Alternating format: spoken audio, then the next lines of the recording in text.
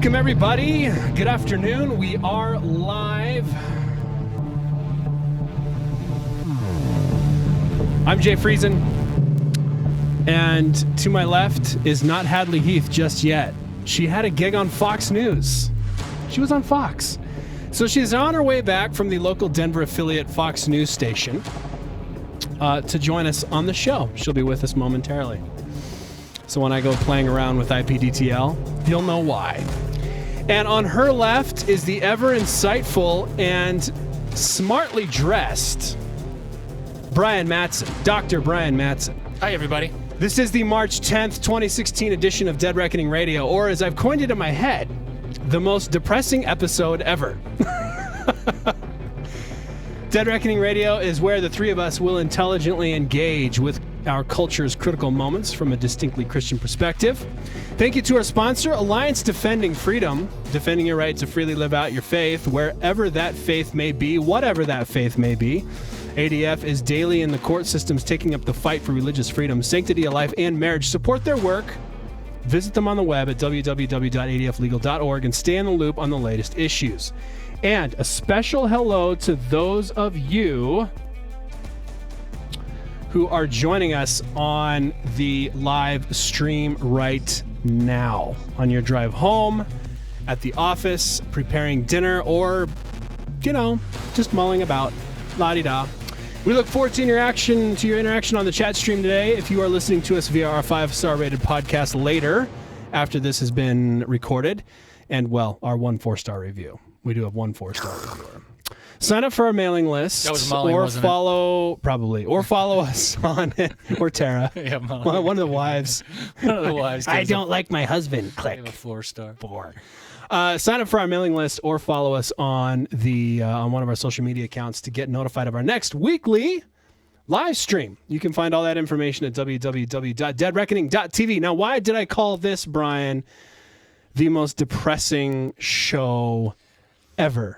Other than the fact that Hadley's in the car right now on her way back to her house to join us. Hadley's not here. I know. I apologize for all of you watching. She's coming. She's coming. I swear. It's just the show's kind of lame without her. But I think you were saying it's depressing. You might as well call it 2 white guys behind a microphone whining about culture. Well, I mean, hopefully we won't do that. But I think you were saying we're talking about wars and rumors of wars. Yeah, that was a rhetorical question because we're talking. You're right, wars and rumors of war, or how Eddie Izzard might frame it: death, death, death, humor, death, death, death. Specifically, ISIS, the recent outbreak of Palestinian violence, Iran getting trigger happy with missiles. Yeah. Kim Jong Un trying on his big boy underwear panties again. And Donald Trump going all Garth on the American donut. Hey, I'm Mr. Donut Man. Reet, reet, reet, stabbing us to death. Wow. You ate your Wheaties this morning, didn't you? Yeah, the slow stabbing of the fork. I thought about this one because it was going to be depressing, so I'd have to say stuff that people be like, do we have good games? Do we have good games today? We do have fantastic games, Brian. Oh, that's good. Let me scroll down my notes. We have, you ready for this? Yeah. We have Nerd versus Nerd. Of course, as usual. And because we are spending almost the entire show on international issues, we have an international version of Nerd versus Nerd. Oh, so we're doing 2 Nerd versus Nerd? No, we're doing 1 Nerd versus Nerd. It's international. Okay. Then we're moving on. Later in the show, we're going to have Not the Onion News. Nice. Okay, I love that one. Subtitle, International Discoveries. Ooh. So that's your category for Not the Onion News. International very discoveries. Cool. I'm stalling because Hadley's not here yet. So let's just move on with the show. Let's have the quick takes. I mean, we can do quick takes without Hadley. We have a few rest in pieces.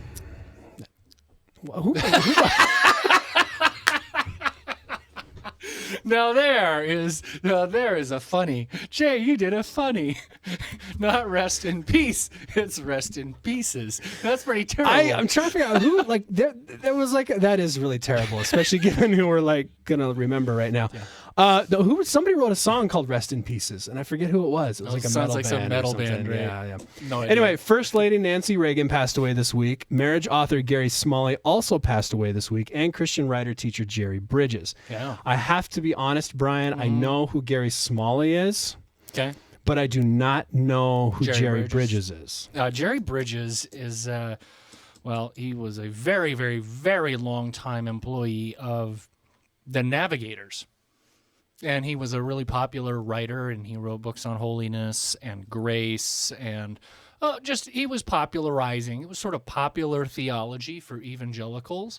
And he was a terrific writer and a terrific man, and so we're saddened to see him passing. I'm less familiar with Gary Smalley, but he apparently was an extremely popular writer on marriages, helping marriages stay together.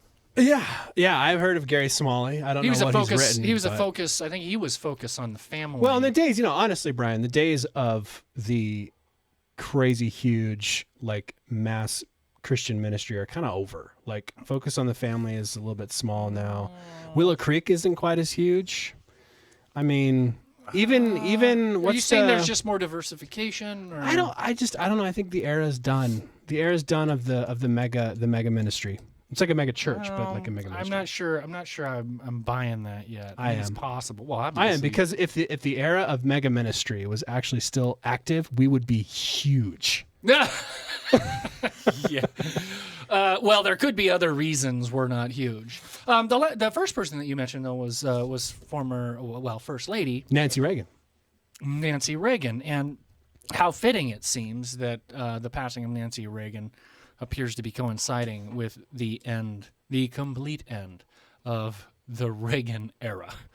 in Total terms of and complete politics, and done. Ideology, politics, everything. It seems like the Reagan era is coming to completion. Ronald and Nancy started out in Hollywood, met in Hollywood, and they had, of course, Ronald was an actor and she was an actress, and they had, in their younger years, made some poor relationship choices, and they finally found each other in Hollywood, and wow, did they make a go of it. That was a pretty strong, exemplary example of a strong marriage. Ron and Nancy clearly adored and loved each other all the way to the end, and of course she cared for him through many years of Alzheimer's disease, and she finally passed away at the age of 94. So it is the kind of the official end, I guess, of the Reagan era. The Republicans had a chance of keeping the dream alive, but they've pretty soundly rejected. The one candidate in the race who best evokes the spirit of Reaganism, and that is an optimistic, uplifting kind of vision for America's future. And the person who embodied that in the race is all but done, and I'm sure we'll talk about that at the end of the show. We'll get there. And for those of you, are the quick takes. And for those of you just joining us on the live stream, no, we have one more quick take. For those of you just joining us on the live stream, Hadley is walking up the stairs right now of her house. Oh, excellent. Because she does this from her home. Brian and I do this from my studio. Brian and I volunteer. It's great. You should donate because we're donor driven. Okay. All right. That was good. Next quick take. Brian, you saw the following movie. When the Messiah comes, Rome will be nothing! Until then, the Nazarene said he'd rise again after 3 days. We will lose peace and order if it's true. Will the people believe it? The weak will. There will be no other gods.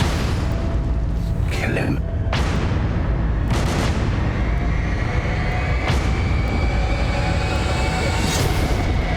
The tomb is sealed, guarded with your life.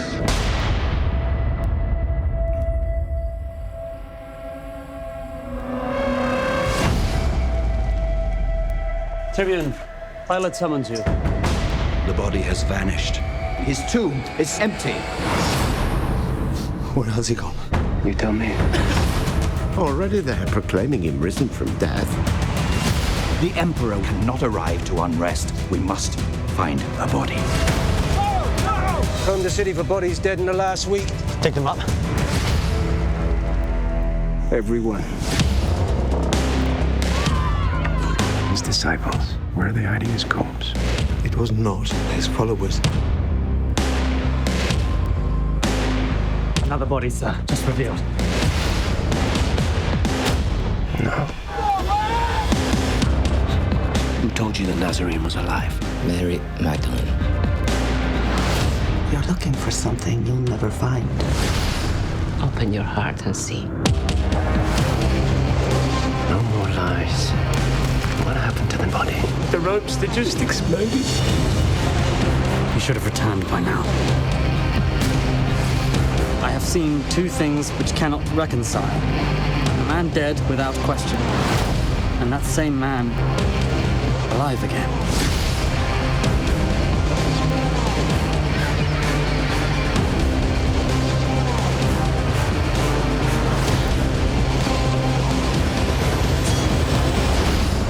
What frightens you? Being wrong. Wagering eternity on it. Brian, that looks awesome. That looks like the coolest Jesus movie ever. And if I get in trouble for playing the trailer on our show, I know the head of development at Sony. So I'm gonna be like, dude, just bro. say, sorry, man. we just advertised your movie right for free. So how was it? I mean, was it like super, super rad? It was it was really an enjoyable film. The production quality, in terms of, you know, what normally passes for Christian or faith-based films, the production qualities were extremely good.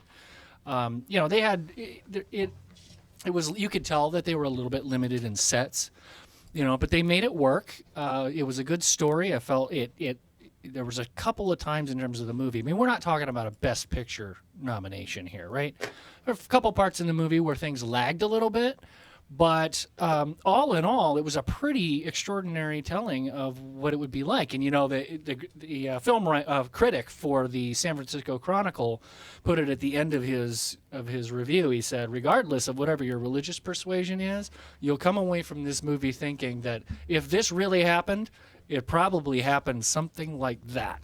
Yeah, And I think your comment, really, it was your credible. comment was like, they didn't do enough gospel stuff, but that's kind of what people accuse us of. Like, it's either not gospel enough or it's too gospel. Yeah, and I knew in my review I was running the risk of, you know, talking out of both sides of my mouth. I don't like it when faith-based films are really preachy.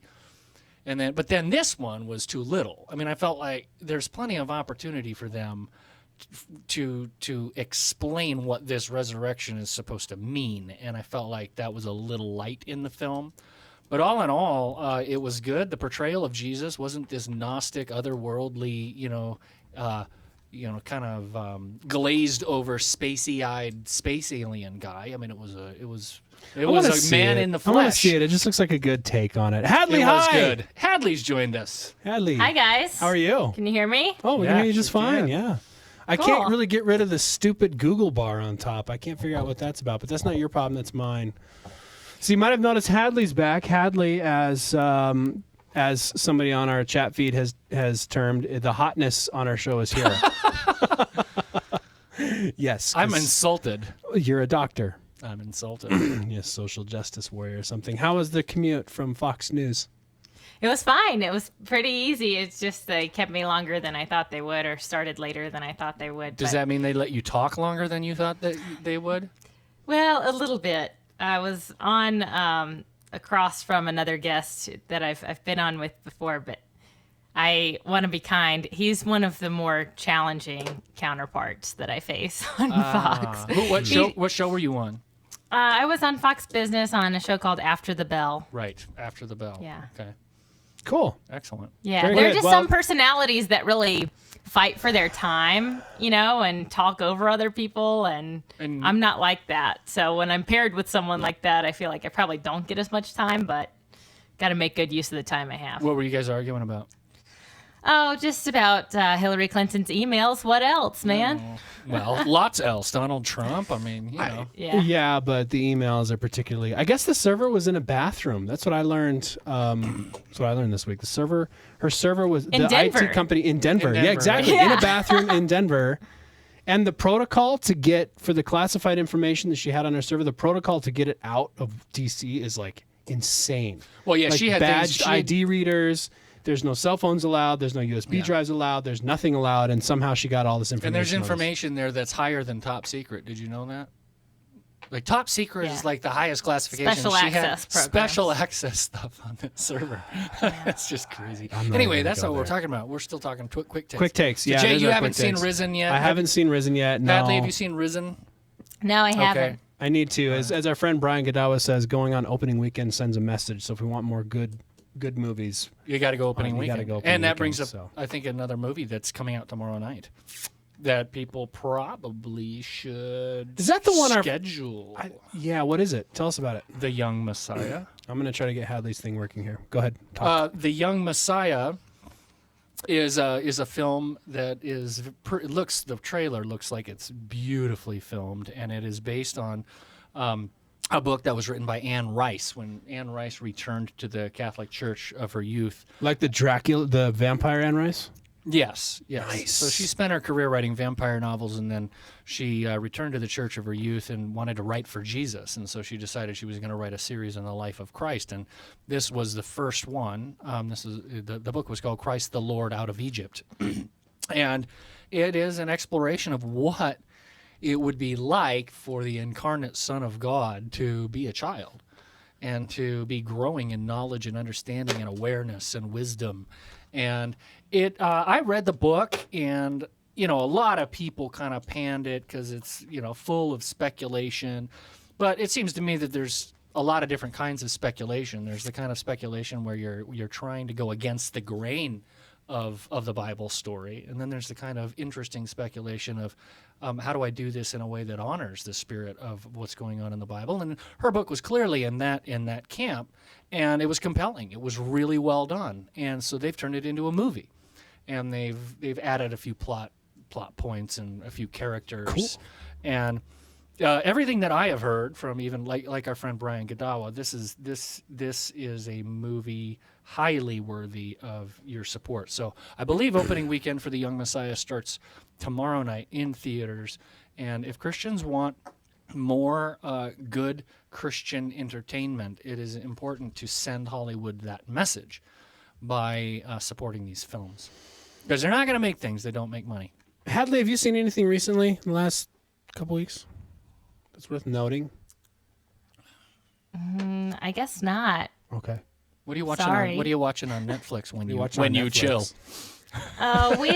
Nothing. They're chilling, Brian. Well, she's pregnant. They're not really chilling as much. Well, let me tell you, it is March and the madness has begun. So we are college watching basketball. a lot of college basketball. We also watch a show called Brooklyn Nine-Nine, which is right.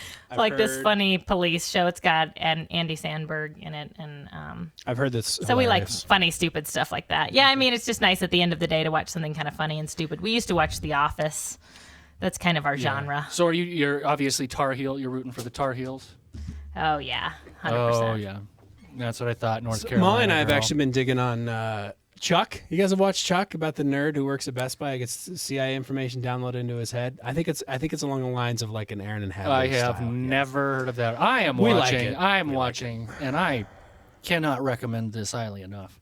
I am watching a show called Occupied, which is a Norwegian series done in Norway. And I am telling you, Hollywood thinks they got all the great actors. No, they don't. I mean, the casting is unreal. The story is amazing. This is set in the future, and the U.S. has become energy independent, and all of Europe is depending on North Sea oil. And the Norwegian president is like a hardcore environmentalist who basically shuts off all the oil. And says because we got to be sustainable, and so the Russians, with the agreement of the EU, come into Norway to help them get their oil production. That sounds really interesting. Back online, and so you have all of these plot points. Basically, the Norwegians feel like they're being invaded, and the president is a total weakling and total squish. So now you have this underground group setting off bombs against the Russians and. Great show. I'll tell you what. I need to watch this. Is that on Netflix? Yes, it is. I need to check that out. Occupied. Americans. I've been watching Americans on Amazon, I think. Oh, man, that's good. But no, I was going to say I watched a movie the other week that my friends have been raving about, but I kind of looked at it like, Looper. Looper felt like a time travel version of Dark City. I mean, it had that super dark sci-fi element. It was really good. And who's I was in really that? surprised. Bruce Willis and the lead character, Emily Blunt. She's in it. That's worth watching. Yeah, she's good. Joseph Gordon-Levitt. Sounds great. Yeah. This is called Looper. And Looper, Where, is yeah. that streaming somewhere? I think I rented it on Xbox Amazon. Video. Oh, I okay. think. Cool. You guys are like more millennial than I am. You know, like we have like And we're like DirecTV. way Gen X. And Are we're you like an way old Gen lady? X too. Are you an old lady, Well, Hadley? I just don't know. We haven't found a way to replace sports like ESPN. You know, Right. we want to get ESPN. I understand. We have to get it. I know a lot of people that The have, only reason I've been able to cut cable completely is that my only sports intake is baseball. And MLB.TV streams all the baseball I want all season long directly to my TV. I And generally subscribe to MLS so I can get all my soccer whenever I want it. yeah. But then I have to swing over to my parents' house or something to watch like the Premier League games. but- This year, as a result of a class action lawsuit, MLB.TV is now going to stream live the World Series. This has been my problem in previous years, is I can watch the whole season, but when the postseason comes, I got to find somebody with cable if I want to watch it. Got to come to my house. Got to come to your I house. can go- Now I'm going to get it. So I can it's- go into the politics of that and blackouts and all that stuff, but I'm not Psyched. going to because it just makes people's heads and it's bleed. boring. Speaking of boring, that was the most long and random, not quick takes ever. We were stalling for you, Hadley, because yeah, you just truth make be this told. show Sorry. shine. And, No, you're fine. you know. No, you're good. I feel bad about that. This, I just see the beauty of all this, and for our live listeners, so you know, the beauty of all this is that we can do kind of whatever we want, whenever we want, thanks to the internet. That's right. And There's so no, if like, we start at production clock 3:15, that we start says- I think the only consideration that I bring into when we decide on times of shows and everything is what is more convenient for our viewers and our fans. Like what makes it more accessible. So along that line, if you guys have any thoughts in the on the live stream as to favorite times for Dead Reckoning radio broadcasts and live streaming, let us know. Do you guys like this time? This 3 o'clock Mountain, 5 Eastern? I don't know. We lost a viewer. We're down to 8. Oh well, that's because we're boring. That's because we're boring. That's because let's move on to like important topics where Hadley like makes our show great. All Great, right, so let's do it. ISIS is in the news again after slaughtering 16 people at a church-run nursing home in Yemen. Among the dead were 4 nuns from the order founded by Mother Teresa. 2 of the nuns were Rwandan, 1 Kenyan, and 1 Indian. Yemen's government is particularly impotent, and the country is essentially in chaos. Hadley, you mentioned on Twitter this week, that this story is particularly poignant to you. It hit home. Tell us about your affection for Mother Teresa and Sisters of Charity and kind of why it hit home for you. Yeah, I as a college student, I spent a summer in India working with the Sisters of Charity, the Missionaries of Charity. That's Mother Teresa's order. Yeah. So just feel like I need to clarify all the time. I'm not Catholic. People ask me that a lot. I guess when I'm on Twitter, I'm outspoken about life, and that's the Catholic thing. I mean, it's obviously not just a Catholic thing, but No. I'm not Catholic. But I was a young student. I read a book, and you guys, I can't wait to see if Brian knows this book and what his reaction to this book will be. This ought to But be it's by Shane Claiborne, Okay. and it's called The Irresistible Revolution. And it is, if you haven't read it, haven't it read doesn't it. surprise me if you haven't read it. I don't think I would necessarily recommend it, Okay. especially not to someone who's 18 and very formative, in their formative years as a Christian, because Shane Claiborne is a fascinating individual. He worked in the United States in Philadelphia in a lot of homelessness ministries.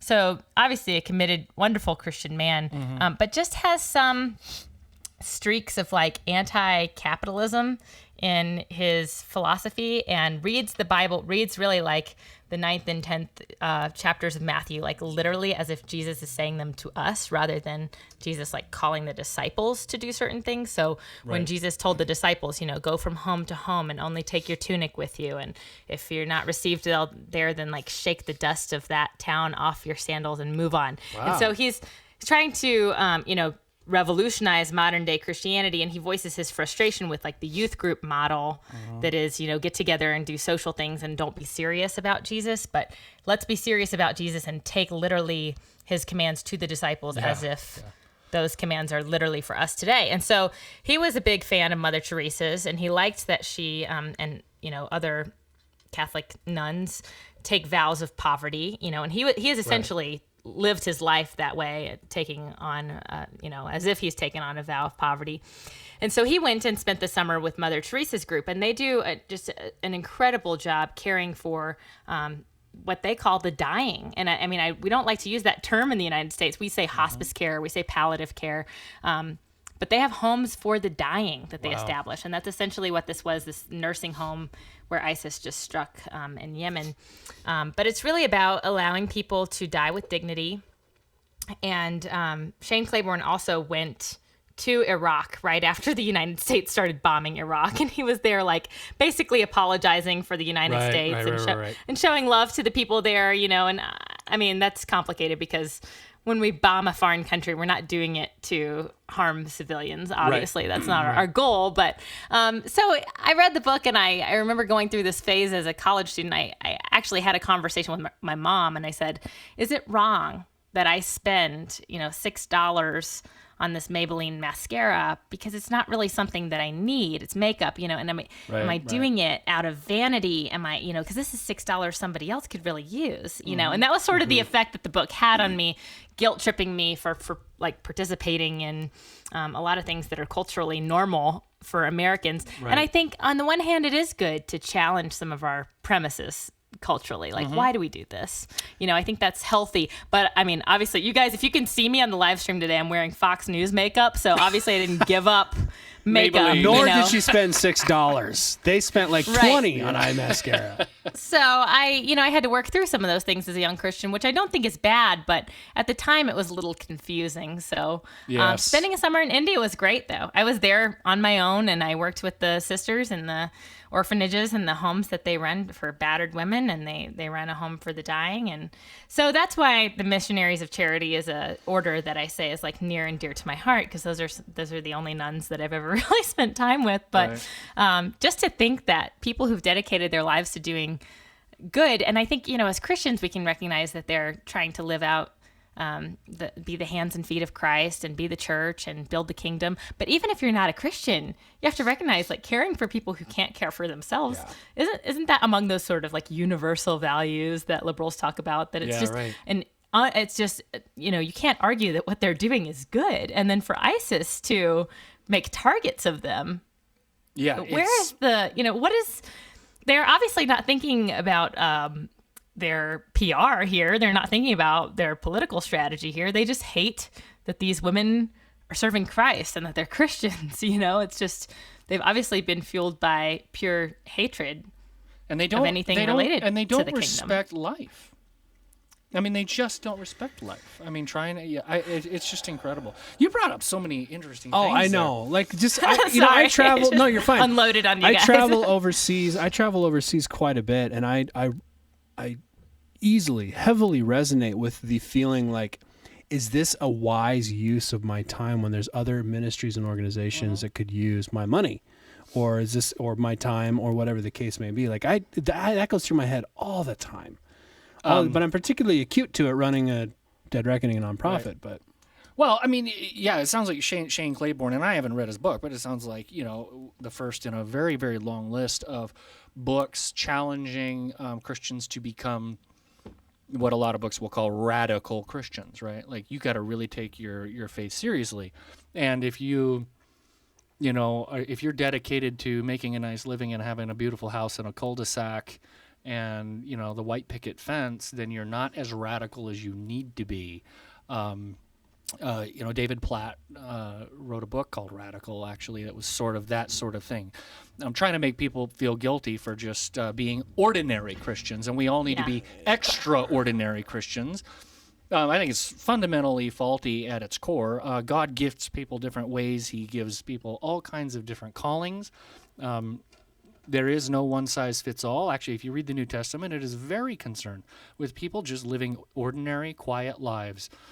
serving Jesus wherever God places you. It's not a calling for each and every follower of Jesus to go work in the soup kitchen or go work with the missionaries of charity or to, forego that latte so that they can sponsor the kid in Haiti through, Compassion International or whatever. But if that's something they want to do, there's nothing there's nothing wrong with that. It's great. Yeah, the trouble is that these sorts of appeals, well, they're doing a lot. There's a lot going on there, but these sorts of appeals always result in creating a two-tiered structure in the Christian church. You've got the elite Christians and you got the riffraff Christians. It's the problem they had in Corinth, which is why Paul devotes an entire letter, very long letter, to the church in Corinth, because this is the system they had. They had the insiders and the outsiders. They had the elite and the riffraff. And the riffraff were being excluded from the Lord's Supper. And Paul, in his challenge for unity in that very letter, talks about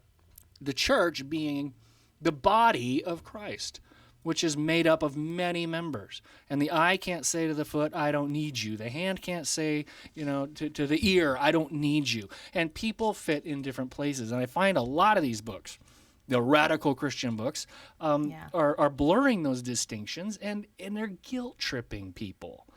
I grew up with a lot of missions conferences, and I always came away feeling guilty. But I think it takes some discernment to decide whether or not, okay, am I feeling guilty or am I feeling a true conviction? Challenged, right. Challenged with true conviction. I mean, I think there's some wisdom to be had there and to work through that. But the ones who intentionally guilt trip, I think, are going about it the wrong way. Yeah. I think the other thing I was going to say, Hadley, to all of your wonderful thoughts, so Shane Claiborne doesn't like the prosperity of that the free markets have brought the country in which he lives.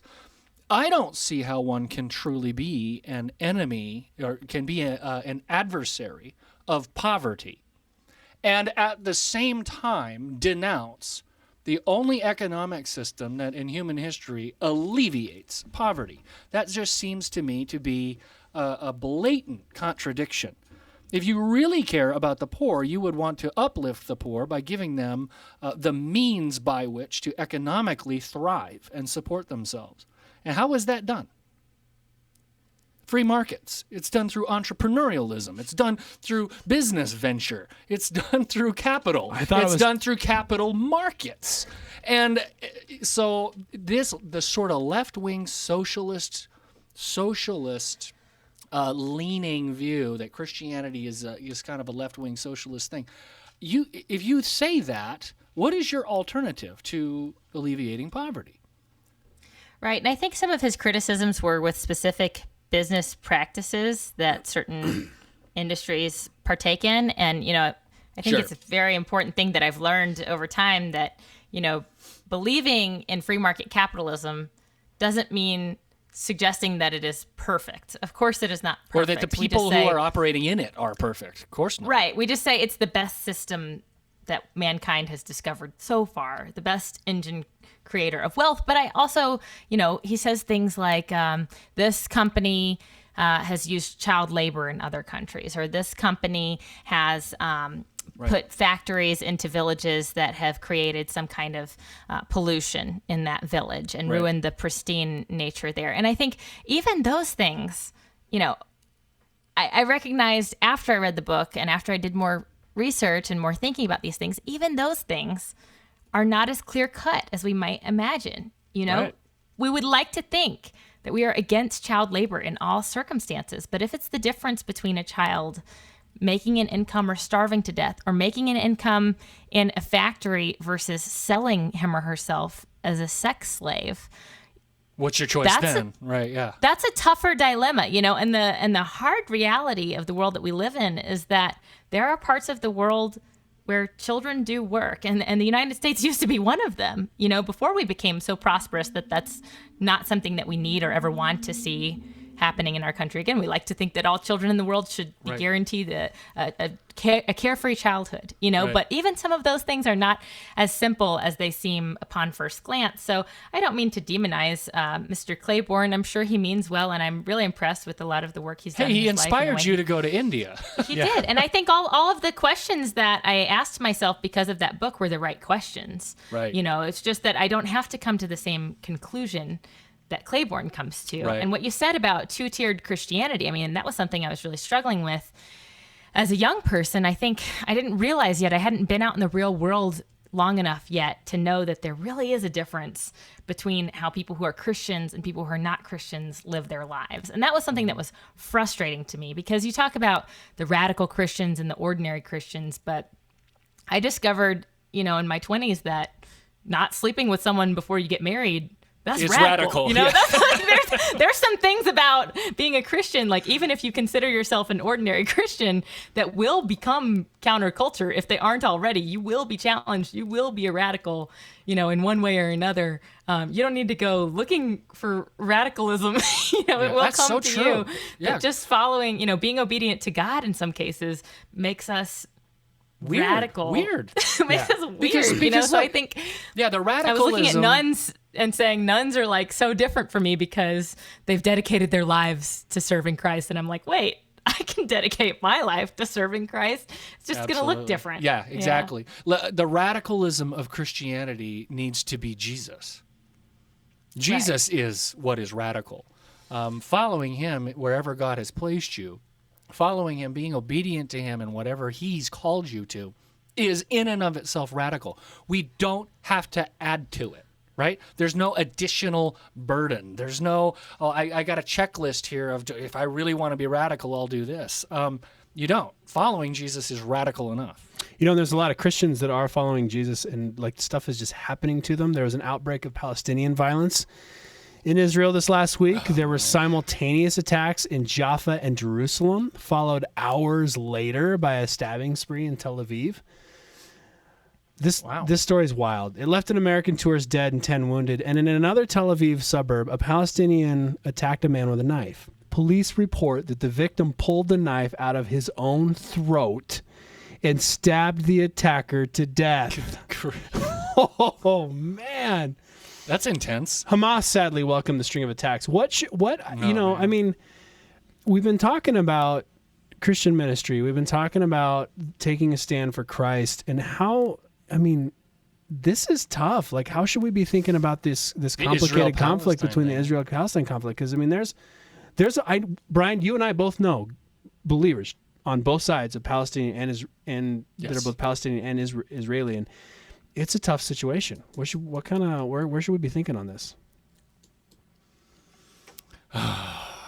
It's such a Let's open up a can of worms. I was gonna say. Let's open up a big old can. And we're going to nerd versus nerd after this, so stay tuned. All right, I think I'll just give you my baseline and my reasoning behind it. Oh, actually, I'm going to give you my baseline and I'm going to tell you what reasoning is not behind it, because I think that will be more enlightening. When I evaluate the conflict between Israel and Palestine, I like to evaluate the actions of the various parties that are in conflict. It is true that Hamas praises attacks like this. These are attacks often on non-combatants. These are innocent civilians. These are just ordinary Israelis walking down the street getting attacked by knife-wielding fanatics. On the other hand, Israel does its utmost to keep its military action from killing civilians, not least because they know that killing civilians hurts them in the eyes of the international community. Okay, so they have a real incentive to limit their reactions. I'm fundamentally in the case of the conflict between them, I'm fundamentally pro-Israel in the sense that Israel has accepted there should ultimately be a two-state solution, that Israelis and Palestinians should be able to live side by side in peace. The borders of what that looks like is, of course, up for grabs. But I'm fundamentally pro-Israel. Unfortunately, the Palestinians continue to wage a terrorist war against Israel. I think Israel has a right to defend itself. So I'm pro-Israel in that sense. Here's why. Here's the reason. Here's a reason I'm not pro-Israel. There are a lot of evangelical Christians in America who are supportive of the state, the modern state of Israel, because of their theology. Because they have a view of the Bible that equates the modern state of Israel with the people group of Israel that God had a covenant relationship with throughout the Bible. It's a common and easy mistake to make. They have the same name. They're the same ethnicity, right? It's Israel and it's Jewish. So surely the modern state of Israel is the beneficiary of all of God's covenant promises in the Old Testament, right? That's what a lot of people think. And that's why a lot of these evangelical churches, it's pro-Israel, pro-Israel, pro-Israel, because they're equating the modern state of Israel, founded in 1948, with the people to whom God had made his covenant promises. It's theologically wrong. It's a novel view, which people don't realize. This is a view that was propagated called by Brock and Bodie Taney, the Zion book series. Partly, right. It's dispensationalism, which has its roots in the late 19th century. So this view actually has not been around for very long. It is not the consensus view of really Christian church history. That's not been the view. The view that most Christian theologians would take, not the sort of fringe that's popular in America, is that Jesus is the fulfillment of God's covenant promises in the Old Testament. And that is clear on every page of the New Testament. They're always saying, God made promises, and here's Jesus. The temple, the sacrifices, the Day of Atonement, it's Jesus. All God's promises, whatever God's promises, Paul says, they are yes and amen. That is complete, fulfilled in the person of Christ. Jesus is the temple. He's the true Israel. He is the true king. He's the son, the greater son of David. He has been exalted. Now, what that means is that if all of these promises to God's people, Israel, in the Old Covenant are fulfilled by the person of Jesus, it means that those promises have found their fulfillment and they're not continuing. They're continuing in the sense that they're fulfilled in Jesus. And that's why Paul says in Ephesians chapter 2 that Jesus reconciles Jew and Gentile, reconciles the two and makes them one new man. There is one beneficiary of God's covenant promises. And you know what his name is? Christian. The Christian church is the beneficiary of God's covenant promises. So I'm pro-Israel on purely political grounds and on purely moral grounds, but not theological grounds in the sense that many evangelicals mean it. Does that make sense? That makes sense. Hadley, your eyes just got really wide. Well, I'm glad we have a theologian on the show who can cover some of the theology stuff. I was gonna say I've read some books from the Christian Palestinian side, and I don't necessarily agree with the way Israel just came in and started kicking people out of their houses.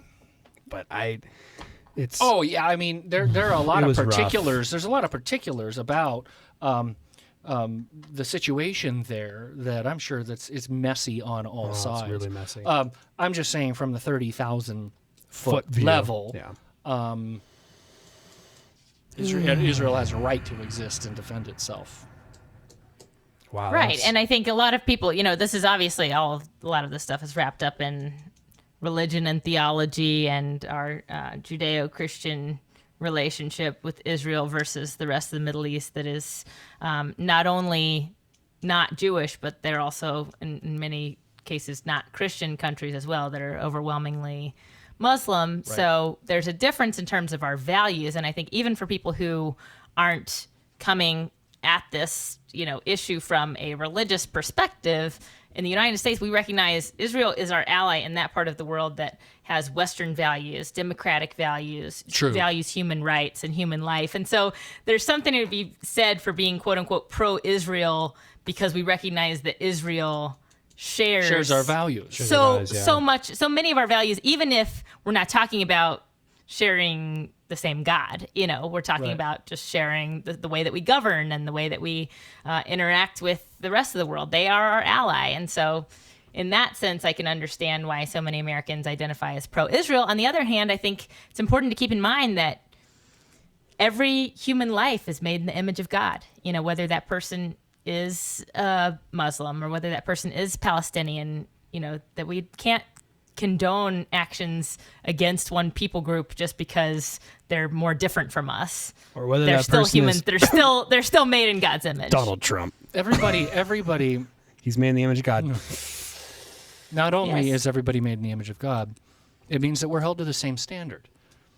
We're all held to the same moral standard, and I think we can, make judgments as to who's best in keeping with the moral standard. I mean, I have a lot of my sympathy for the Palestinian people is really because I think they're an oppressed people, but I don't think they're fundamentally oppressed by Israel. I believe they're oppressed by their own leadership and their own government that has them believing that Israel is enemy number one.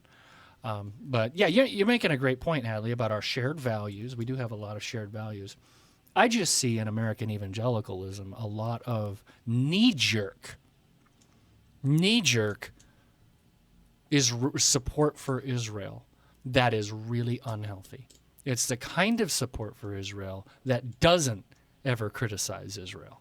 It's the sort of, they're God's chosen people, therefore I support them. I think that's mindless. I think it's theologically wrong, and I think it's dangerous. I mean, there are some very large evangelical churches and evangelical ministries that give a lot of money to support Israel, and they do it on those sort of religious bases, and that's what I'm reacting against when I say what I say. That makes sense. I really appreciate and recognize and see the challenge of becoming a Christian, a Jesus follower. I'll put it that way, from a culture that is so tied up with your religious belief. Islam is something similar.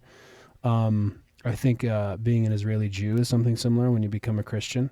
Right. And I appreciate outfits like, we had a Palestinian Christian on who hosts Christ at the Checkpoint every year. That's right. And he tries to bring believers to come on our to old some DRTV show we had. I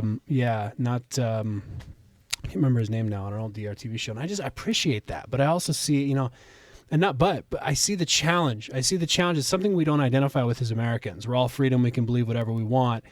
And our identity of who we are, our national identity, isn't tied up in our religion.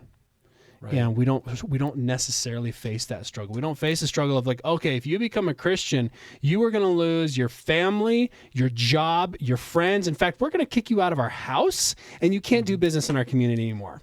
Yeah, those are challenging environments. And you're not even, that means you're not even American. And it's like, we don't get that. Right. If you're not, like in Bangladesh, if you're not Muslim, you're not Bangladeshi. Like, that's just, the two are synonymous, and it's tough. So, in the midst of all the violence and the attacks, continue to pray for Christians out there. Yeah, the Middle East is simmering once again. And we will come back to the Middle East right after this.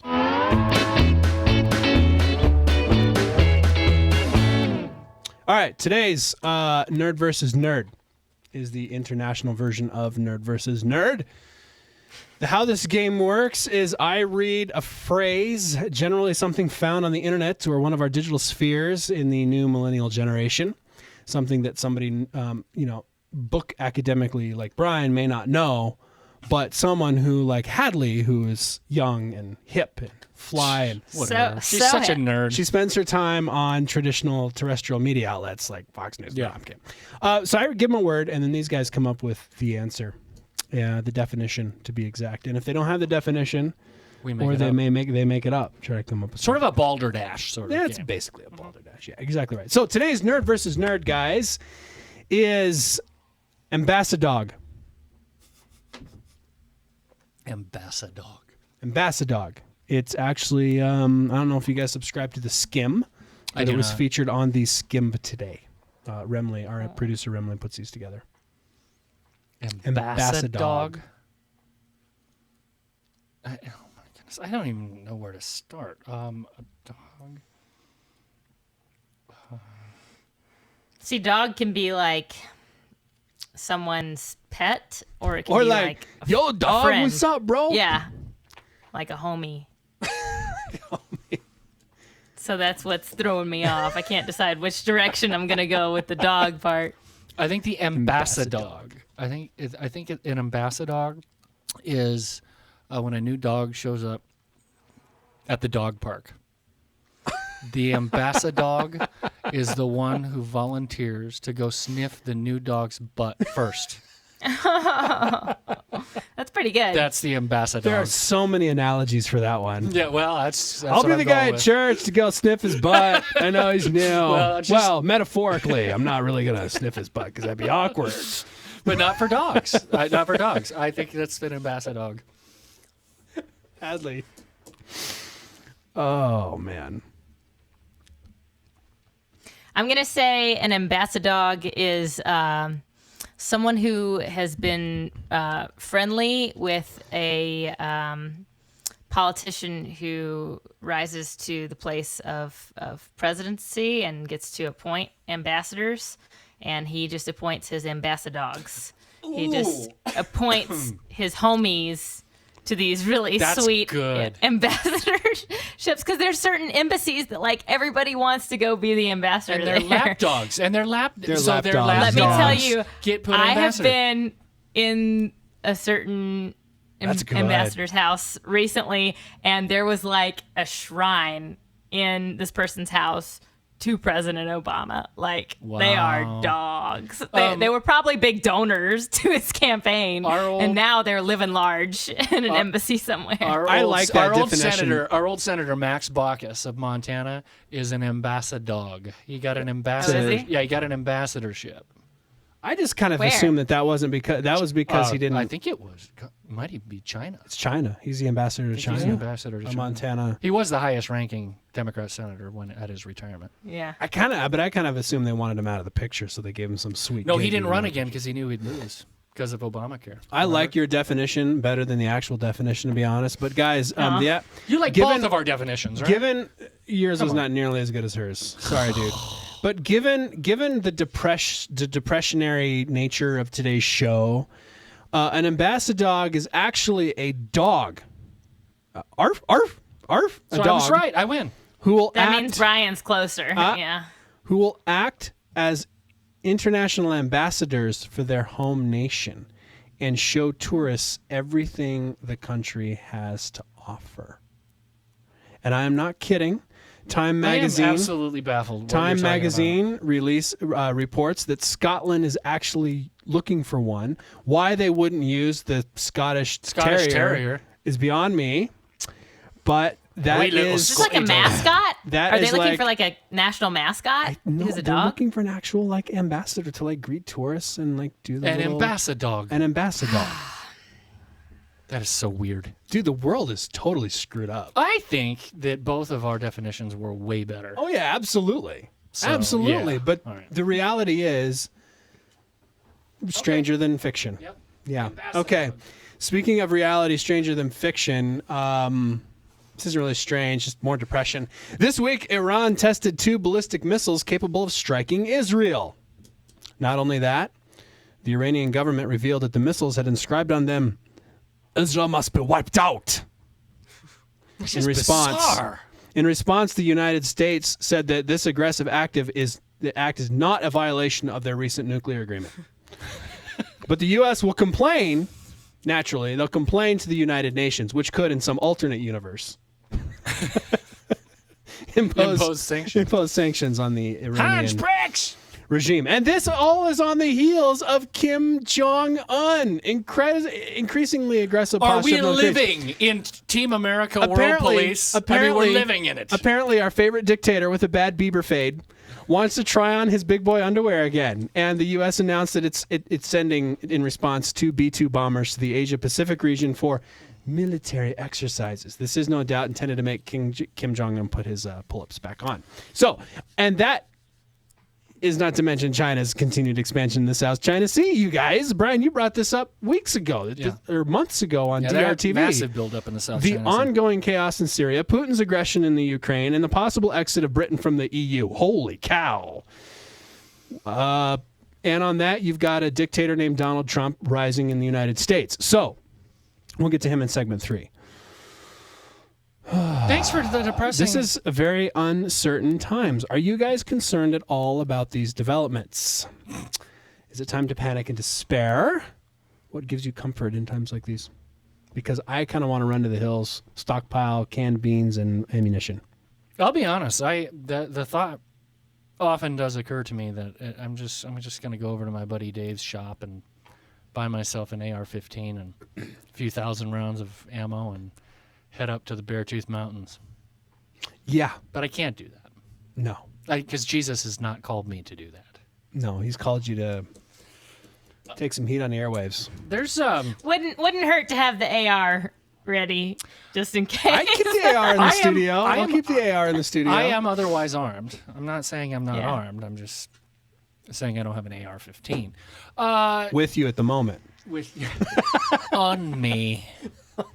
Underneath my blue hipster sport jacket. I might be packing something else. It's got the folding stock. You will never know. Folding stock. Look, the world is in. I mean, that's a lot of chaos that you just kind of recited there. Oh yeah. And I think we're seeing what happens from long-term weakness in foreign policy.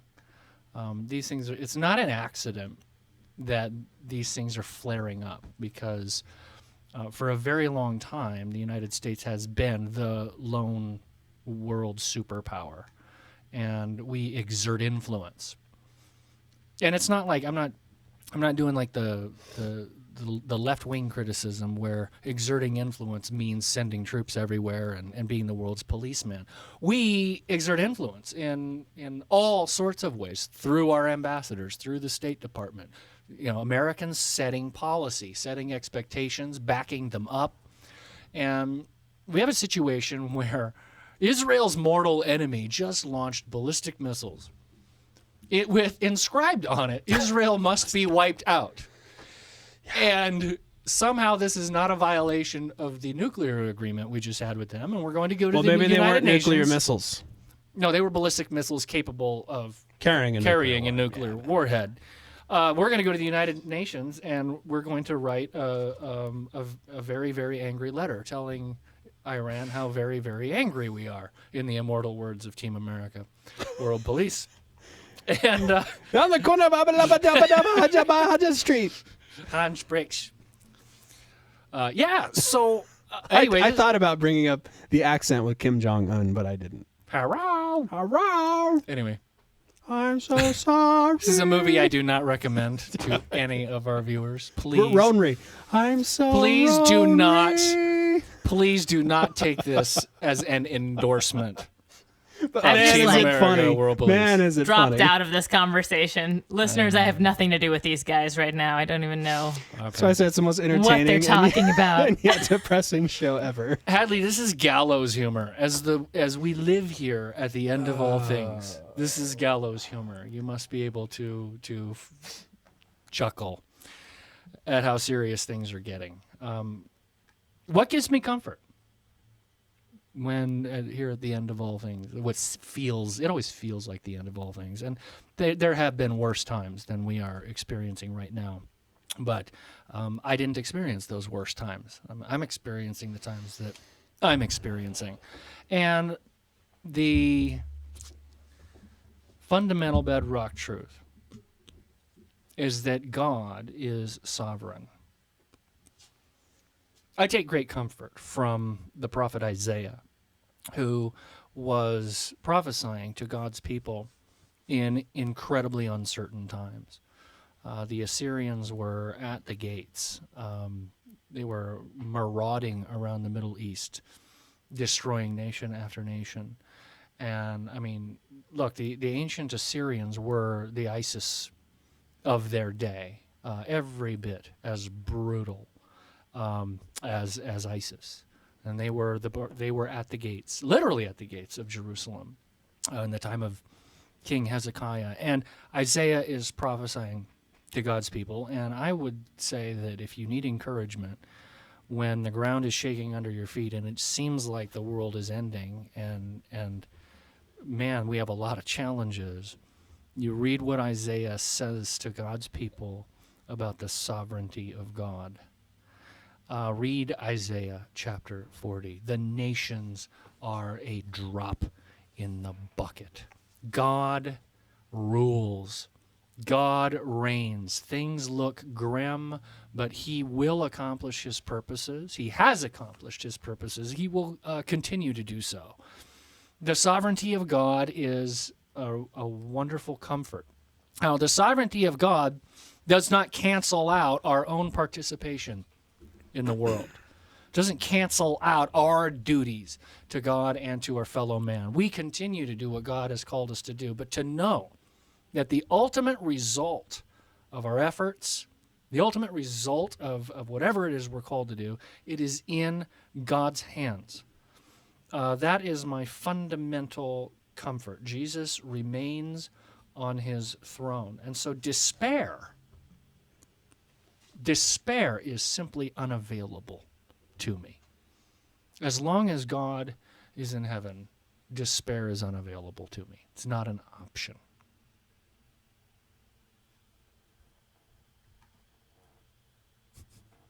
I'm waiting for Hadley to say something. Nobody has anything. Oh, okay. Yeah, well, I can't add anything to what Brian has said. I think he's right. But this week I've been reading this book called, can I show it? It's Yeah. pink, and that makes it look It's kind of pink. girly. It probably is written mostly for women. It's by Linda Dillow, and Well, it it's says called A Woman's Calm My Guide. Anxious Heart. A Woman's Guide. So there you go. It is for women. A Woman's Guide to Finding Contentment. So there you go. It's appropriately colored. And tomorrow I'm finding out if I have a boy or girl. So Whoa. it'll be pink or blue at our house, something. But that's very cisgendered of me and heteronormative. I apologize. Trigger warning. Trigger warning for the cisgendered. Hadley, Just so you know, before you read this, we wanted to actually keep pink out of our house. That is my 3-year-old daughter's favorite color. Everything is pink, and That's we did funny. not really. And she just you that's didn't just what she exactly push wanted. her toward it. No. I have a question for you before you read that, Hadley, and Okay. before okay. you share that.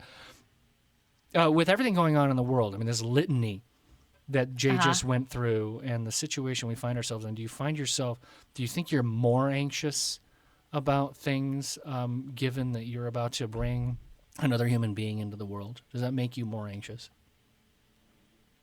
Or do you think you would be just as anxious if that weren't the case? There are certainly things about the world today that make me anxious, but the things that are outside of my control don't make me as anxious. I guess I'm more concerned about that I will honor God with what I can control and that I'll be the parent that he calls me to be. But I really struggled, and we talked about this on the episode where we talked about Zika.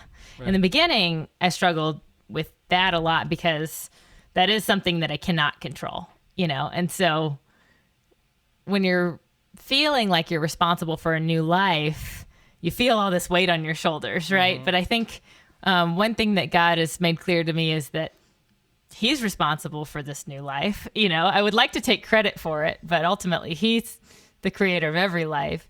And even my life, what am I? I'm, the grass withers and the flowers fade and I'm just a breath, but the word of God stands forever. And so I think trying to keep my mind on the bigger picture that this world, everything in it is fleeting. It may be tomorrow that we have a nuclear war. It may be that my child never has the chance to live outside of me, but that's not mine to worry about.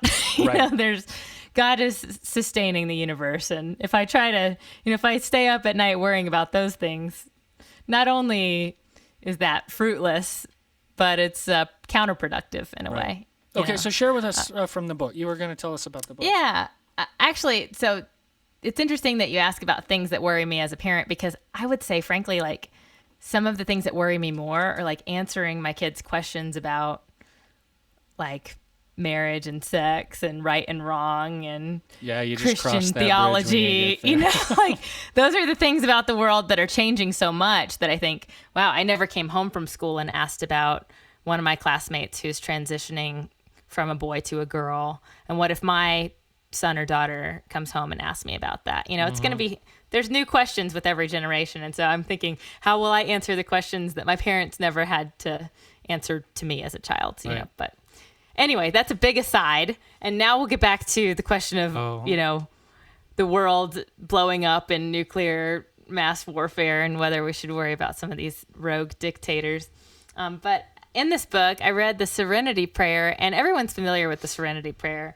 But I read the whole thing, and I guess I had never read the whole thing before, and it's just a few lines, but if you guys don't mind, I'll read it. And it's basically a summation of what Brian was saying and some of the things we've been talking about. But it says, God, grant me the serenity to accept that which I cannot change, courage to change the things I can, and wisdom to know the difference, living one day at a time, enjoying one moment at a time, accepting hardship as a pathway to peace, taking, as Jesus did, this sinful world as it is, not as I would have it, trusting that you will make all things right if I surrender to your will, so that I may be reasonably happy in this life and supremely happy with you forever in the next.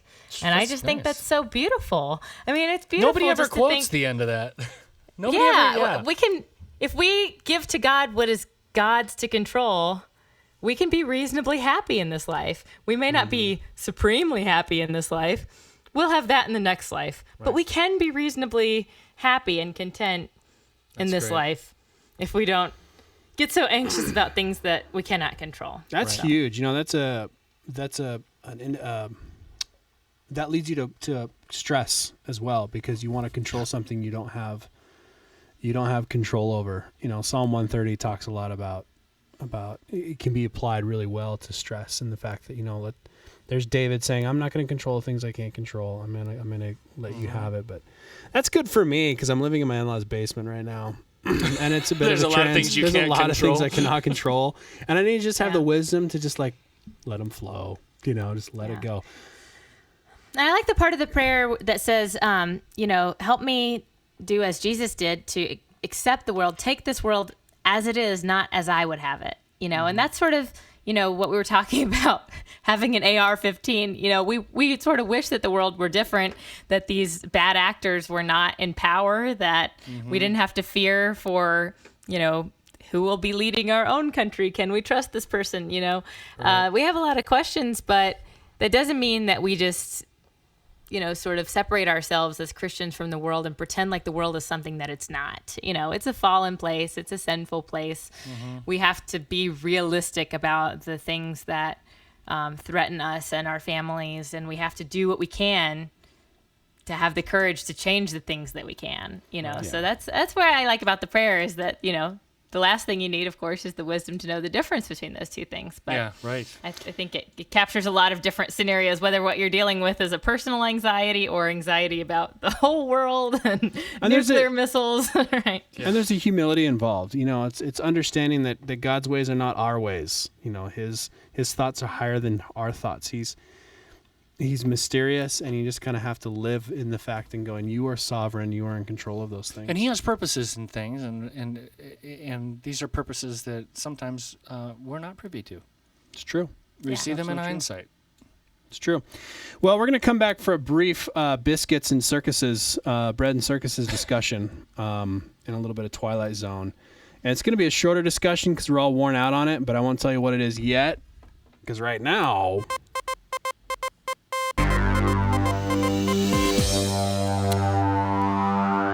Not the Onion News. This is the segment of the show where I read two articles. One of them is real and one of them is fake. And these guys have to figure out which one is which. And currently Hadley's in the lead by 4. What? And Brian is... How did that happen? Because I host the show, I can make up my own score. No, so, I'm going to call into... I got to call into question the tally here. I don't believe this for a minute. Remley, is he right about that? Mm-hmm. There's no way that I'm down 4. Remley will back me up. You got to give How our did live we stream. go from her complaining? You've got to give our live stream. I understand. I'm such a loser. She complains every week about losing to me all the time. How can she be 4 up? I don't believe it. Wow. You're just a sore loser. Well, that I am. No, competitive is the word. Competitive. Competitive. So Casey had a really funny, one of our live stream listeners had a very funny comment towards Ambassador, but our live streamers, and a big shout out to you guys. Our live streamers have been now, ever since I talked about theology in Israel, they've been trying to identify the Antichrist. You guys are fantastic. I love it. The conversation. So Casey's definition for ambassador during Nerd versus Nerd was, it's when an ambassador tries to get his way by giving the foreign country the puppy dog eyes. Oh, that's not bad. That's a good one too. Ours were better. So, right. Well, his was pretty good.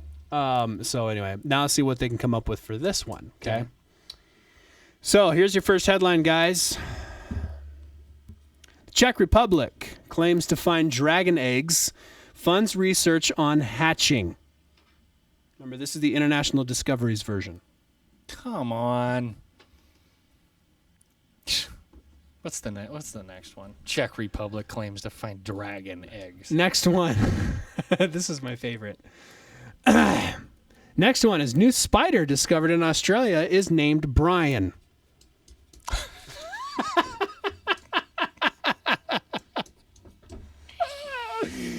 Two very absurd headlines. I think that the second one is not the onion. Second one's true? I think the first one is a parody. I just can't get over. I'm going to agree with her. I'm going to agree with Hadley. I have to agree with Hadley. I'm not going to do the whole, let me do the other one just so we can make it competitive. That's stupid because I don't believe there's anybody in the Czech Republic who's claiming to find dragon eggs. So I do believe there's a new spider that's discovered. It could be like, Australia. there's a certain kind of animal that's called something dragon, right? It's named Brian. I'm going with Australian spider. Hadley and I. But there's a real animal that's called a something. A Komodo dragon? Yeah. Komodo dragon, yeah. Right? Komodo dragon. It's a real animal. So it could be some dragon eggs. It could be some kind of dragon. All right, guys. All right. I'm not changing my answer. I'm not changing mine either. Australia's newly discovered spider surfs, swims, and can catch prey up to 3 times its own size. Now, this is only funny if you actually think about this, Brian, as I read these next couple of phrases, so we can learn about the spider named Brian. Hang loose, hang loose, mate. Brian, I've got a couple shrimp on a bobby. Brian catches its prey by sitting on the surface of water and feeling vibrations caused by the creatures it wants to hunt. When it feels a vibration, it runs across the water to grab its prey. Then it takes it underwater, dives underwater. That's fantastic. And before swimming back to shore to eat it up. So it drowns it, swims back to shore, and then eats it. The spider can be found in Queensland, Australia, and eats fish, frogs, tadpoles, and even big cane toads. How big is this spider? But luckily, it isn't dangerous to humans, so it's not named after you. Okay, I'm dangerous to humans. I want to know how big this spider is. It eats fish? The spider was revealed at the World Science Festival in Australia and was given the name Brian after a famous scientist called Professor Brian Greene. Wow. That just cracks me up. Spider That's named awful. Brian. What's awful? Spider named Brian. Well, it's just awful. Like this being named Brian is a serial killer who drowns other animals, and he's like an awful thing. He's an arachnid. And this poor professor, a serial this killer poor spider. professor, I think is like named after this awful, evil, huge, scary Sounds spider. like, okay, first of all, it's the other way around. Sounds like something out of like a Bad Point Break. Right, that's like what I meant. He's a surfing serial killer. It's the other way around. The spider is. I misspoke. Get over it. Listen, Miss Fox Business. You're not allowed to misspeak, okay? On Dead Reckoning, I can't. We have plenty of time to make fun of me for it and make a whole segment about it. Don't you think this professor's probably a naturalist? I mean, he's probably a Like He's a a scientist. nudist colony guy? No. He thinks it's cool. Oh, not that kind of naturalist? I was using that term in its 19th century.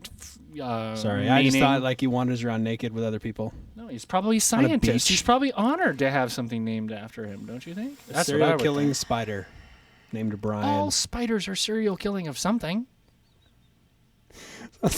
named Don't they? Brian. Who does that? It's like, It's a name Brian. this Brian. It's a Oh, Brian. look at that Brian.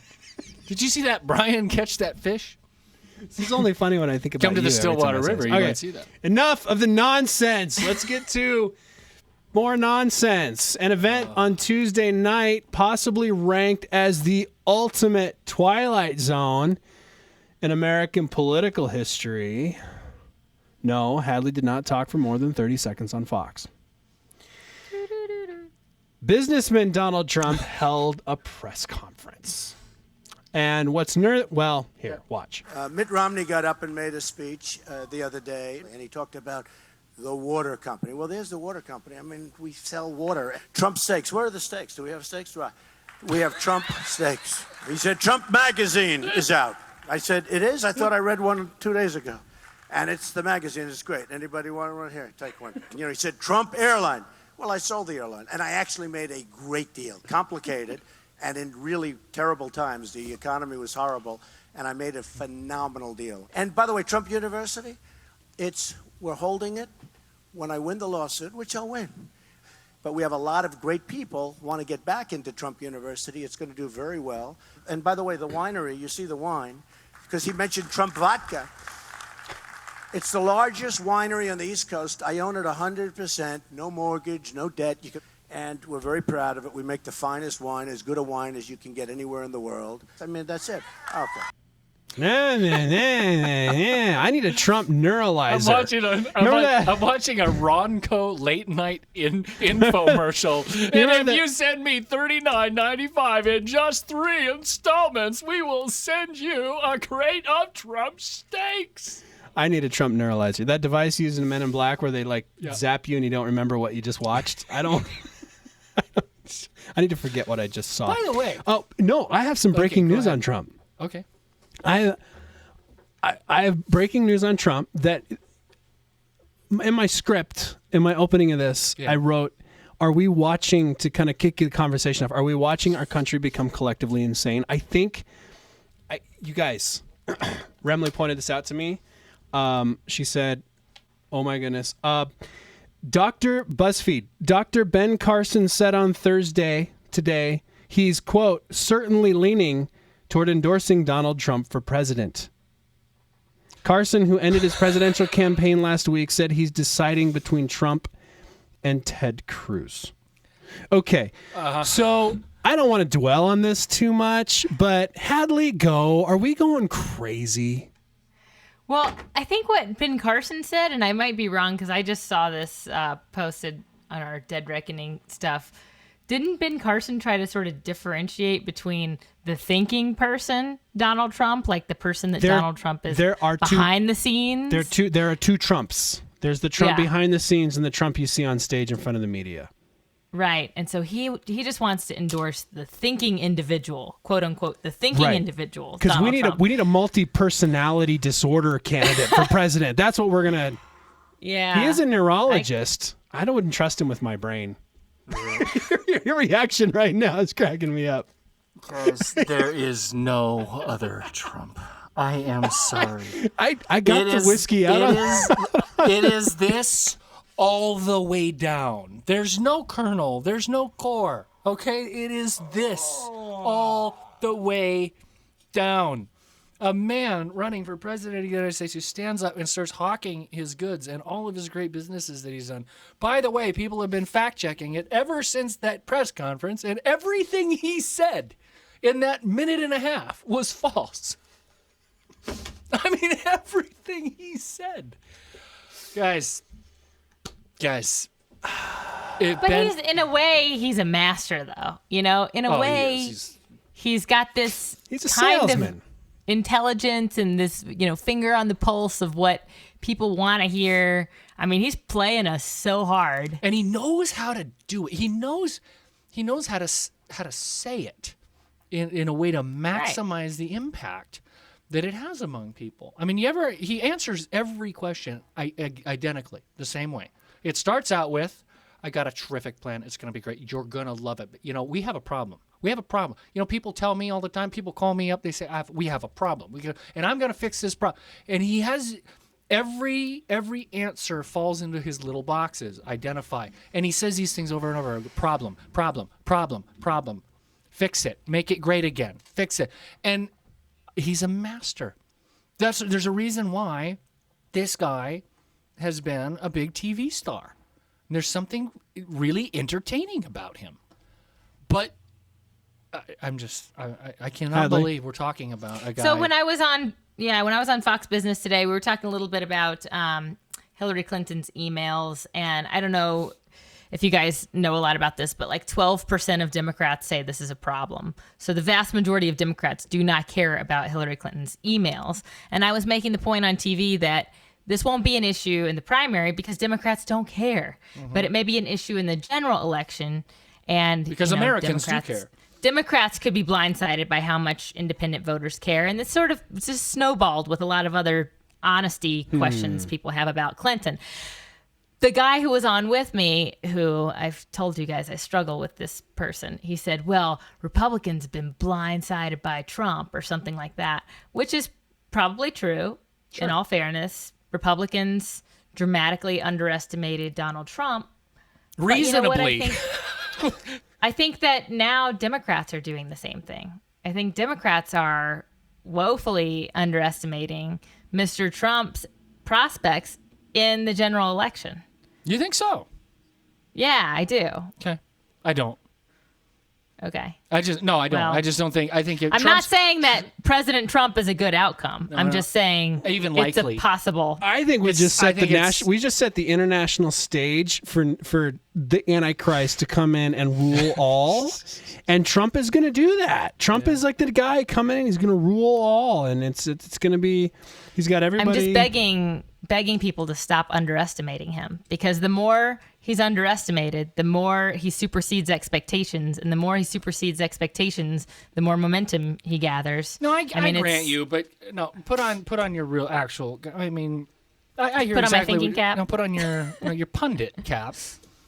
A man with the kind of unfavorable numbers that he has, universally across the polling. Okay, Clinton has pretty bad unfavorable ratings. Yeah, but he too. loses to her in every head-to-head poll that's been taken. So she goes to jail. She goes to jail, and we end up with Bernie versus Trump. I do think that Sanders is actually the more. He scares me more. That's a nice way to put it. That's because everybody likes him. I don't want to run against Bernie Sanders. All the enthusiasm's on his side. He has the same kind of the same constituency as Obama had in 2008. Exactly.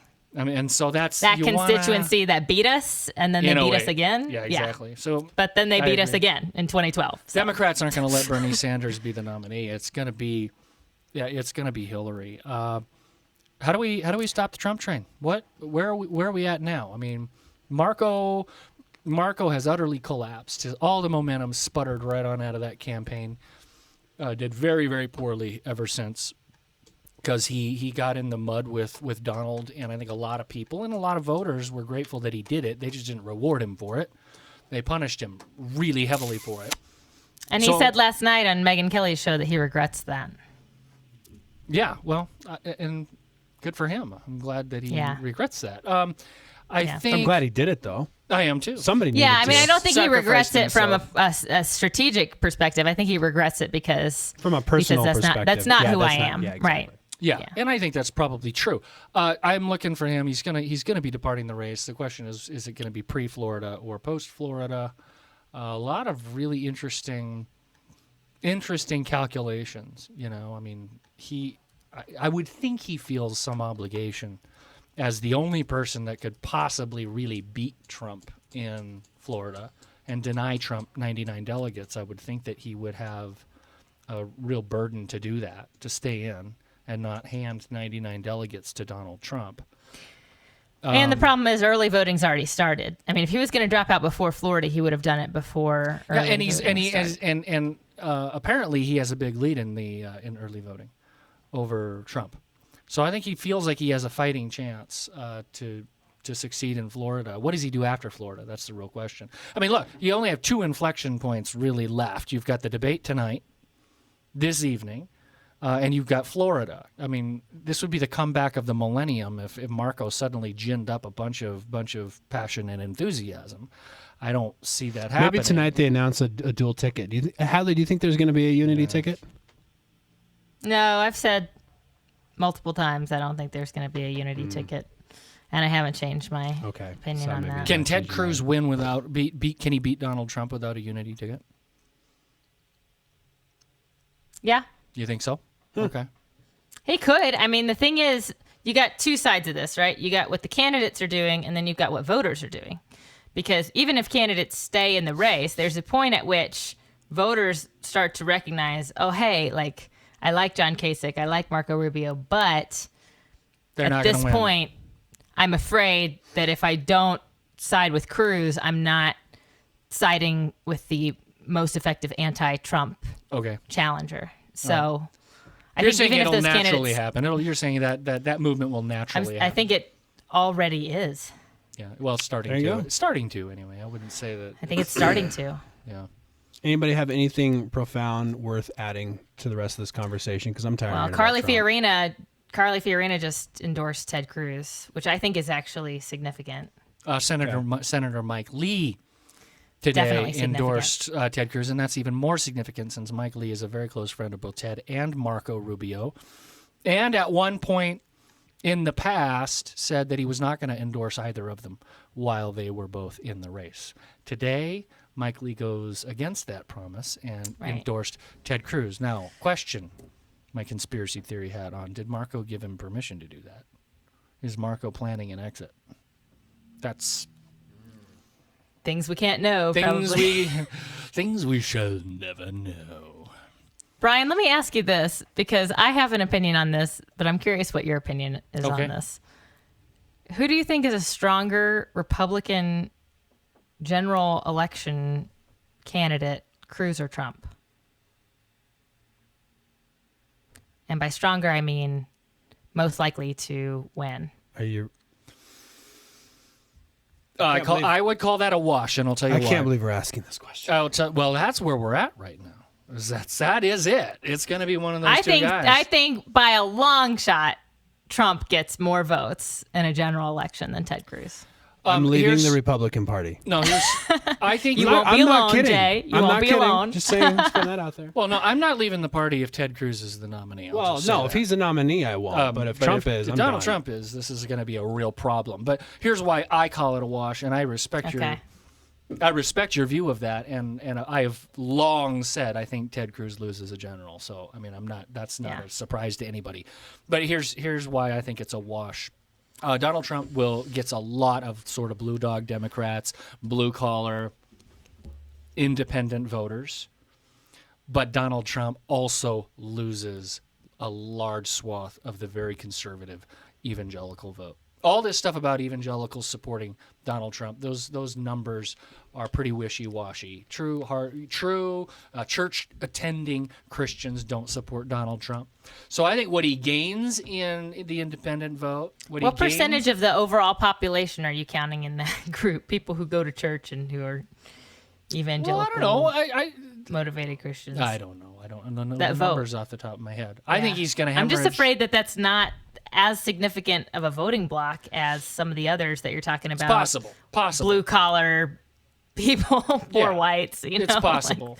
That's a massive chunk of the country. I think that he's going to lose a significant part of the right. Okay, Ted Cruz has the exact opposite problem. He's going to get the hardcore right, but that is it. That is his constituency. Yeah. That is who he believes. And this is why I've not been a Ted fan the entire campaign, because he's really a true believer that there is a majority in this country ready to rise up and embrace the true, pure conservative candidate. I find that to be fantasy. It's not true. But that is what he's banking his whole campaign on. And so that's why I think he loses, because that is his constituency. I think they're both weak candidates. I can tell you, Hadley, who I want to be the nominee and who I want to have on the ballot. Out of those two is pretty easy. It's Ted Cruz. I would vote for Ted Cruz. I can't vote for Donald Trump. Okay, guys, enough. I'm ceasing this conversation. We can talk about this for a long time. Next week, it'll be a totally different conversation. Oh, yeah. This race is changing like crazy. Right. So, before we go, guys, about the Dragons thing, Remley just dug up some other news for us. Slovenia is counting down the days until the birth of a new generation of, quote, baby dragons. Scientists have proudly announced that a female olm, a pale lizard-sized amphibian living in an aquarium in the country's biggest cave, has laid eggs. Okay. So I guess... So there are dragons in Slovenia. Sounds like a place for dragons. Somebody needs to call the Ministry of Magic. We Muggles have discovered their dragons. Oh, that went right over her head because she hasn't read Harry Potter yet. Oh, man. You're so missing out, You need Hadley. to get into Harry Potter. It is so good. I don't know that there's It's any yet so about good. it. I'm not It's not on my list. I'm not planning on it. Oh, it's so good. You are It's so impoverishing yourself. It's That's so all I gotta good. say. And I said that for years, and then I finally picked up the series, and I couldn't put it down. Yeah, I thought, it's this is just unbelievable. brilliant. Okay, so that's it for our show. Guys, where can people find out more about you and stuff during the downtime? Let's see. Brian, start. drbrianmattson.com, drbrianmattson.com. Twitter, I am at Brian G. Mattson. I have a public Facebook page, Dr. Brian G. Mattson. You can follow me there. I work for the Independent Women's Forum. I don't speak for them on Dead Reckoning Radio, but you might be interested in their work at iwf.org. And if you want to find me, you can find me on Twitter at Hadley Heath. Awesome. And to follow Dead Reckoning on our various social media accounts, visit www.deadreckoning.tv. We have a Twitter, we have Facebook, we have Instagram, and we have our blog and our mailing list. So if you want to sign up and listen to us live, to get notified, either follow us on one of those outlets and stay in touch, or sign up for our email list and get dropped a notification when we go live and when we schedule something. That said, I'm Jay Friesen, your host, and I can be found at Red Futon Films on Twitter and or Instagram. Note, I only tweet about generally production stuff and or whiskey. So if you're into those two things, you might be good. Right. So next week we'll be with you talking probably a little bit about the post-March 15th craziness. No, we're not going to be with you next week? Nope. I won't be. Nada. That's right. You're going to be gone. No show next week. No show next week. Boy, I'm glad I mentioned something. I was thinking that when you were saying, I was like, no, wait, I think she's you're right. traveling. Right. No show next week. We're out for the next week. Hadley's traveling, and then there's going to be another week coming up in April, but that's not for a little bit when Brian and I are at the Christian Leadership Alliance Conference in Dallas. So if you're at CLA, Brian and I will be your MCs. We hope to see you there. Hadley may or may not make a cameo. We have yet to really even ask her if she wants to do that. So, Hadley, we'll get that. Right, so deadreckoning.tv. Thanks for joining us. Around the table, I'm Jay Friesen. I'm Brian Mattson. I'm Hadley Heath. And this has been an edition of Dead Reckoning Radio. We'll see you in 2 weeks.